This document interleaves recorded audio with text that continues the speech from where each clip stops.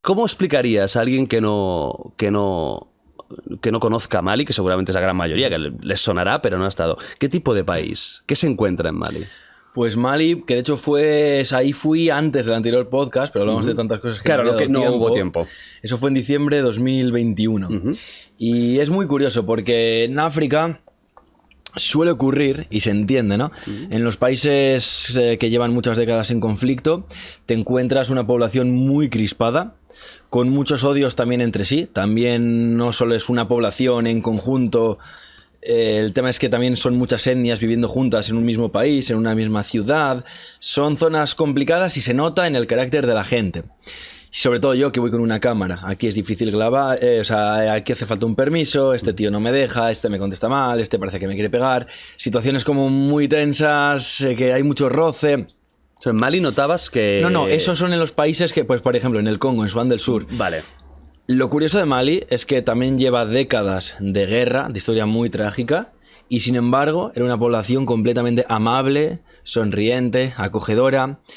Con mis limitaciones en la expedición, porque al estar en guerra también hay zonas donde no se puede ir. En Mali lo que sí que tiene es que ahora está peor, pero cuando yo fui había bastante diferencia entre las zonas seguras o controladas por el gobierno y las controladas por los terroristas, que también metí un poco, ahora te cuento, así que estuve también un poco en las zonas controladas por terroristas. ¿Qué tipo de conflicto hay ahora mismo en Mali?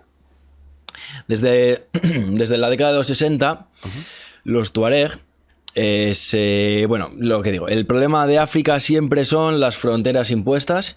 El colonialismo. En los 60, en el año 60 se independizan la mayoría de países de esa zona del Sahel. Y también pasó con Sudán del Sur, o sea, en el año 60, en esos años se independizan muchísimos. Esas fronteras separaron familias, juntaron etnias que nunca se han llevado bien, y además siempre hay un gobierno, ¿no? Siempre hay una etnia que está al mando. ¿Qué pasa? Que también, pues quien reparte se lleva la mejor parte, como quien dicen. Los tuareg vivían en la zona norte. En Mali tiene la zona sur verde, frondosa, la zona norte todo desierto, el Sáhara. Los tuareg vivían en esa zona desierto complicada y además no les daban nada, no construían ni carreteras ni nada. Comienzan las guerras por eso, por el desequilibrio que hay. Bueno, después, por no contar toda la historia, desde los 60 y desde antes, pero encima de los 60 ya se pone el tema complicado, se complica cada vez más, y ahora mismo terrorismo. Esa zona norte de Mali es una de las cunas del terrorismo. Argelia, Mali, hoy en día son cunas del terrorismo. Muchos núcleos... internacional, ¿verdad? Sí, o sea, de Al-Qaeda, de... Por ejemplo, Beriain, David Beriain, le mataron en Burkina. El comando que le mató en Burkina también opera en Mali. O sea, son todas esas zonas. Ahora mismo es cuna el terrorismo. Y terrorismo de mucho poder, al menos comparado con esos gobiernos que no tienen tanto, no tienen pues en lo económico, en armamento, en ejército, no están tan preparados. Entonces llega un punto que se ponen casi al nivel. Llega un punto que se desestabiliza tanto el gobierno que hay probabilidades, hay riesgo de que el gobierno caiga y que el terrorista, que el grupo, que ese comando se haga con el país, con las consecuencias de ello, claro. ¿No? Entonces, una población, pues lo que decía, sorprende mucho también, porque te reciben con una sonrisa muy agradables y te acogen muy bien, ¿no? ¿Por qué dirías que hay diferencias entre otros países africanos donde la gente está crispada, está nerviosa, está a la defensiva, y aquí que es como tan amable? ¿Hay alguna cosa que hayas identificado? ¿Algo cultural suyo? Sí, o sea, al final es que son culturas muy, muy diferentes. Mali es un país muy especial porque venía de imperios, el Mandinga, hace 6, 7 siglos. O sea, viene de un imperio, viene de ser una zona muy, muy culta. En Tombuctú era una de las ciudades más... la biblioteca, la universidad en Tombuctú, ¿no? Mítica, Tombuctú, claro. De películas, París-Tombuctú, o sea, es una ciudad mítica. Ha tenido mucha cultura, mucha historia, y yo creo que esas conexiones, esas relaciones, esa historia que se ha vivido en ese lugar puede que sea también lo que le hacen vivirse o que se viva la situación de otra forma. Pero bueno, ya son interpretaciones, pero la realidad sí que es esa. Lo mismo que en Sudán del Sur o en el Congo tuve muchísimos problemas, notas que la situación rozaba por todas partes, y en Mali no. O sea, claro que roza porque estás casi en conflicto, pero de una forma muy, muy diferente. Has hablado de Tombuctú, que es una ciudad muy famosa y que ha salido en películas y que de hecho es de las más conocidas de África, Sí. tiene como mucho misticismo, ¿no? Tú estuviste ahí con los dogones, hubo aventura también. Cuéntame esta historia de los dogones y de todo eso. Porque es Sí, muy chulo. los dogones fue unos... O sea, bueno, comienzo desde el principio. Sí. Estábamos en Bamako, en la capital. Tombuctú es una zona controlada por el gobierno, ahí está la ONU, pero todo alrededor no. Entonces la única forma de llegar es por aire. Es Al-Qaeda, está todo alrededor, y a Tombuctú se llega por aire. No puedes ir por carretera porque es peligroso. Claro, sí, o sea, te secuestran. Hostia. Entonces tú vas, bueno, se supone hay gente que ha intentado pagar 2.000 o 5.000 euros para que le dejen pasar, Pero a saber. pero si en sí Al-Qaeda te puede pillar el dinero, te recibe el dinero y aún así te secuestra y te pide 5 veces más que eso, o sea, no tienes ninguna seguridad de que Claro. tu pago sirva para nada. Entonces fuimos por aire. ¿Qué pasa? Que solo hay un vuelo a la semana y nosotros el plan desde el principio era estar 2-3 días. Entonces llegamos por aire. Y el río Níger, que es otro de los 3 grandes de África, el Nilo, el Congo y el Níger, era el que me quedaba, entonces yo también tenía ganas de navegarlo. Claro. A las 5 de la mañana, el día que nos íbamos, nos vestimos con ropas, con túnicas, con turbantes, como un tuareg. Y el de Tombuctú está el río Níger a 5 kilómetros. Nos sacaron en furgoneta a las 4 o 5 de la mañana y nos tumbamos en una barca de los pescadores de la zona. Y teníamos, joder, ya no sé la distancia, sean 400, 500, no sé, kilómetros ¿Sí? hasta Mopti. Como 2 días de travesía por el río en los cuales no nos podíamos levantar y el barco no para nada. O sea, lo que tengas que ir del baño desde la borda. Era una lancha como una panguita, o sea, como una canoa con el motor. Cuando dices que no os podíais levantar, ¿qué significa? Bueno, y íbamos tumbados para que no se nos vea. No jodas, literalmente teníais que estar estirados porque si os veían os atacarían. Sí, a ver, había zonas, por supuesto, que si estás viendo que es un río muy ancho, alrededor no hay nada, nos dicen, ahora podéis. Y nos Parece Apocalypse sentamos Now y nos esto, ¿eh? relajamos. Pues un poco era como escapar por seguridad, ¿no? Te puede ver un Vale. pescador y que no pase nada, pero puede haber un informante de uno de los comandos, puede... Entonces, bueno, íbamos tumbados en las barcas y todo, se cocinaba todo. El motor no paró en las 48 horas. Se cocinaba en la barca, era todo... Y el tema es que llegamos a Mopti. Que Mopti sí que era ya de las zonas seguras. Limítrofe, pero de las zonas seguras. ¿Y qué pasa? Que mi contacto estaba esperándome en Mopti y en todo este camino no hay cobertura. Y llegando a Mopti, la cobertura vuelve y le llamo y me dice que no entre en la ciudad porque hay problemas. Y se suponía que ya estamos en territorio seguro, ¿no? Y me dice, mejor no entres que hay problemas. Y dormimos toda la ciudad, está a un lado del río, o sea, en una ribera del río. Sí.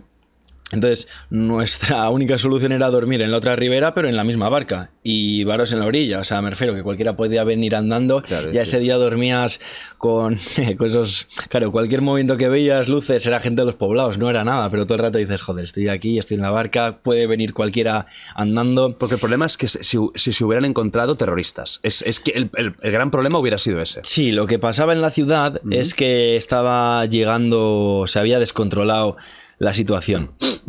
El limítrofe, como decía, pues bueno, los terroristas habían intentado tomar esas tierras. Entonces, una semana antes habían matado 30 y pico personas en un bus de civiles que iban a un mercado, lo pararon, lo quemaron entero y les mataron. Y 3 días antes había volado por los aires un convoy de la ONU con una mina terrestre. Murieron 7 cascos azules. Entonces ya no era ni siquiera lo que había pasado, sino lo aleatorio que era, ¿no? Claro. Un autobús de civiles que queman, un convoy que vuela pero con una mina terrestre, que puede tocar a ese o a lo que sea. Sí, sí. Y seguro que tocó a más coches. Al convoy de la ONU lo sabes porque era un convoy de la ONU, pero seguro que hubo otros muchos locales que volaron igual. Total. Ante algo tan aleatorio, dormimos fuera de la ciudad y al día siguiente entramos, dimos una vueltita por el mercado y nos fuimos. Y ahí quedó. Los dogones, de hecho, los íbamos a ver en Mopti.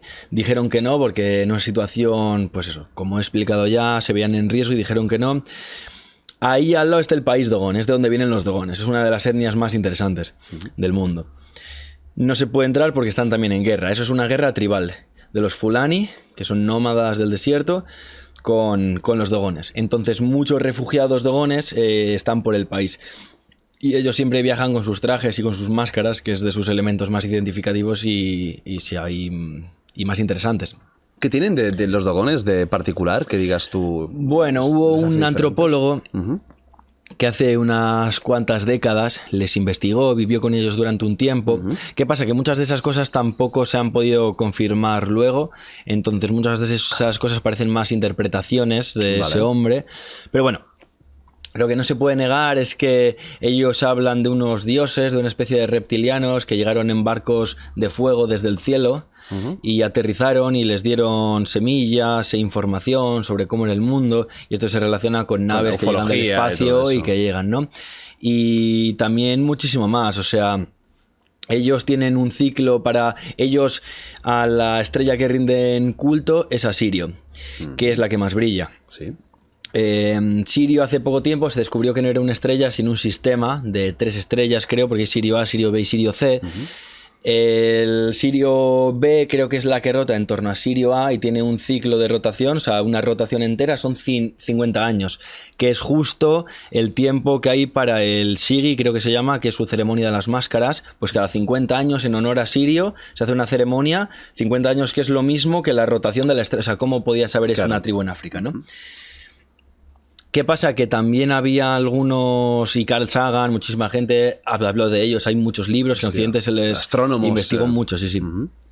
El tema es que Carl Sagan, por ejemplo, le sacó cuatro fallos en esa teoría. Por ejemplo, ellos también tenían fallos, como creo que era Júpiter, o Saturno, que decían que había 4 estrellas. Vale. O sea, 4 de lunas.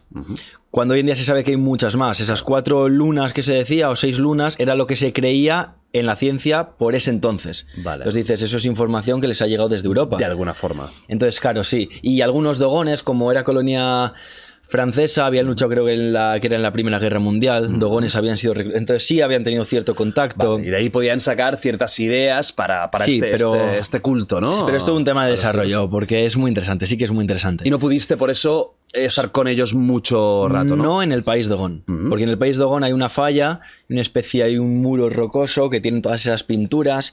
Qué y guay. también sus chamanes, que yo eso sí que no pude ver, que dicen que toda la noche hay una serpiente que les pica y que es el que le transmite toda la información. Hostia. Entonces hay mucha parte, y las viviendas, sobre todo las viviendas del país Dogón, es una película. ¿Cómo son? Son como una especie de cohetillos así, como pequeñitas, como en cabinas. Sí. Parece como un cuento de hadas, es muy interesante. Hostia. Y eso no lo pude ver porque eso solo hay en el país Dogón. Claro. Pero sí viví unos cuantos días. Al final, al sur de Bamako, en la otra punta del país, encontramos un poblado de dogones. Y pues lo que digo, sí que tenían sus máscaras, sus trajes, y nos prepararon unos bailes, unas danzas. Qué bueno. Que, bueno, un poco representando lo que viene a ser el Sigi.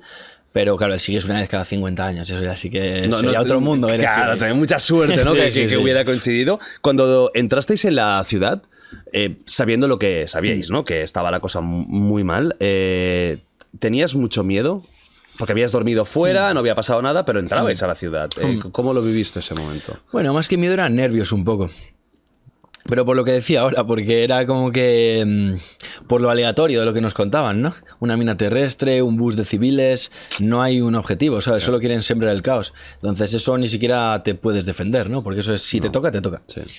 Pero por el otro lado dices, vale, ¿qué papeletas hay de que justo sea a ti a quien te toque? Yo no soy un objetivo. Bueno, tal vez me pueda convertir en objetivo si ellos saben de mi existencia, que estoy ahí, lo que sea, pero hoy por hoy, en esos momentos, yo no era el objetivo de nada. Claro. Entonces, bueno, pues por un lado dices, coño, te puede pasar, y por el otro dices, mala suerte que tenga que ser justo a mí, ¿no?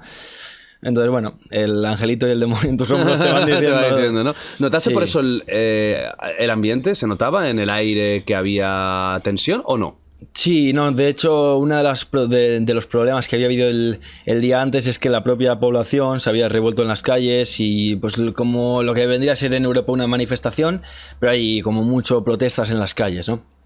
Por eso, porque estaban hartos de esa situación, y no sé si en sí era tal vez reclamando más acto de presencia por el ejército o no sé, pero sí que sobre todo lo que pasaba el día antes ya no era tanto de un atentado o de otro, sino eso, como de la población que se quejaba, y en ese descontrol pues más descontrol aún, nos dijeron que mejor fuera. Claro.